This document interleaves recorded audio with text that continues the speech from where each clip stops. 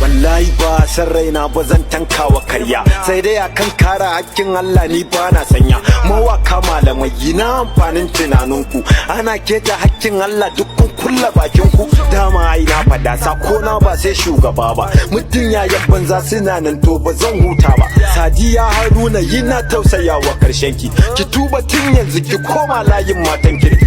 Haba sai ka ce wacce ta yi karatun yan tumaki, wannan dakikantan da kike yi shi me ribar ki? Kullum kina amsa sunan mutunci wai sai yarda, amma da biyunki sai ka ce haihuwar kangada. Shin wai dan Allah ba kya jin kunyar iyayenki? Ayyana ya sama ta kace ke to yaya gobanki? Zaki aure ki haifa so kike siyo gadanki, me zaki ce wa Allah kan tarbiyar iyalinki? Ko da yake ba laifinki bane na malamai ne, dattaki kan hukuma masu boye laifin wani. Kuma yan social media duk da laifukan ku, mu masu tura sakon kwarai san ba ma gaban ku. Hakan kawai YouTube suna biyan ka naira 50, ka yada barna tsohuwar da ta shekara 60. Dan Allah dan annabi mu daina bude sakonta, in ta aiko mu share ya niyyar ta ya koma kanta.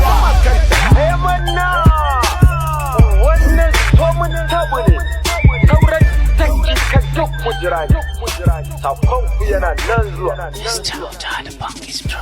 Najeriya ƙasa ta ce, Kano jiha ta ce, shari'a Hizba shari'a ta ce, Kano garin musulunci ne, ba wanda zai mana eya ne. In ka ce mu waye to kai waye, muna so ka gyara halaye, in ka bi Allah babu hawaye. Sadiya Haruna kin yi wa kanki, mun ce ki gyara sai kika ki, gashi kin jawo wa kanki.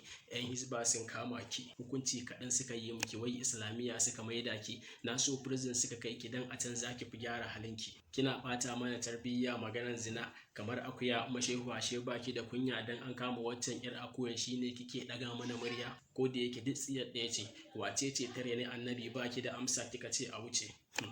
Allah ya shirya.